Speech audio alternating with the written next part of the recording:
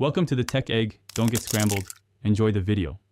In this video, I will show how to make cabbage jollof rice. Start by rinsing your rice and shredding cabbage finely, then set aside onions, tomatoes, oil, and spices. Heat oil, sauté onions until translucent, add blended tomato and pepper mix and cook until reduced. Season with salt and bouillon, then fold in rice and cabbage. Cover and cook gently until rice is tender, stirring once to prevent sticking. Begin by heating oil in a heavy pot and sautéing onions until soft and fragrant. Add a blended tomato and pepper sauce and cook until the oil starts to rise, which concentrates flavor.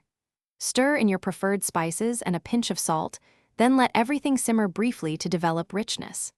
This concentrated base will carry the cabbage and rice, creating a balanced, savory dish with bright tomato notes. If you're finding this helpful, please subscribe and like so we can keep making recipes you enjoy. Quick recommendation: I love those leak-proof meal prep containers for packing cabbage jollof rice for work or trips. They hold portions tight and prevent spills. They also stack neatly in the fridge and save time on cleanup. Check the description for the link and other deals. Now let's get back to the video. Gently fold washed rice into the tomato base, ensuring every grain is coated.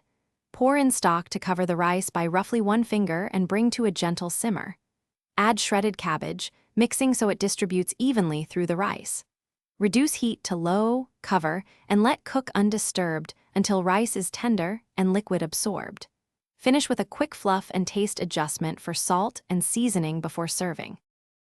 Thanks for watching. Consider subscribing if I helped unscramble your problems.